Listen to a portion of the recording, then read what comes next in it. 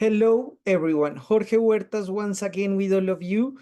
Today, I'm going to show you what is and how to use the tool card sorting. This video is also available in Spanish. Well, this is a definition tool. It got the following characteristic. It is a tool that is based on a user response to build a efficient navigation on a page. The principle is based in asking the users to group them into sections or pages of a site or a service and the name of these categories. Create a series of cards that represent the contents of a product according to each content. So we ask a series of users to organize these cards in groups that make sense to them. This tool was developed by a digital experience designers to design the interfaces of the apps, web pages, and many more. And of course, is based on the principle of user-centered design. Okay, so when we're talking about card sorting, we're really talking about a tool that allows us to design a user interface. It could be in an application or in a website. Before we start, if you like what we do, if you like our project, please subscribe to our channel, turn on the bell, give us a like. If you want to give us a tip, you're more than welcome to do that because it really helps us a lot and continue that we can create this content.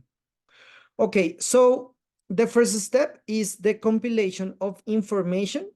We need all the information, for example, the navigation menu, and we need to create the cards. The idea here is that before we start giving the cards to the user, they have the option to have all the information that they could possibly need. After that, we take the focus group, and with the focus group, we agree on the different kind of topics for the categories. This is very important because we can have a menu with too many options, with too many components. So it's very important to be specific with this. After that, we start creating the categories, of course, made by the users and with different combinations of options. This is very important because the users could have different interpretation on which are the categories and which information which be in each one. So each user, we can create anything the way they think it could be properly.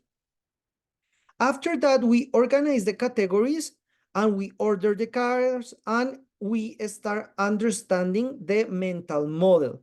Of course, the focus group is extremely important, and I have to give a brief information to the people that is participating here. Otherwise, it will be very confusing. But when you give all the information and people start organizing and telling, and perhaps you need to create a new card or anything like that, it could be very helpful. Then we start with the data analytic, sorry. And this is very important because it really allowed us to understand which users are doing more of what. Of course, because people have been participating in this, we have to give some benefits for helping us. And of course, you have to have a logic objective. And the idea here is that we recollect and analyze all the information that we got for all the different users and start making all the qualification to do this. The final step is define the categories and create the prototype. The prototype is the combination of all the information, and after we got it, we start validating with the users.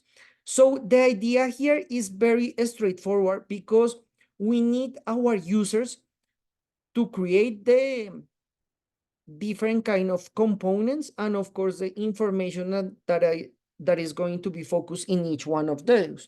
So it's really helpful, and what we do with this is really helping making a better user interface. Of course, the validation when we got the prototype, we have to keep refining it. As a conclusion, we can say that when we finish using this tool, we must be able to develop a functional prototype according with the objective of the project. And the user participation is essential in this process because their insights are essential for develop the prototype. Of course, it has to be retested over and over again until the user interface is working properly. Thank you so much. I hope this video was a big help in your education. Please subscribe to our channel, follow us on social media. Remember that our Udemy courses are already available. In the description of this video, you can find the link. Every week, we got new content. Please subscribe. Thank you so much, and we'll see you next time.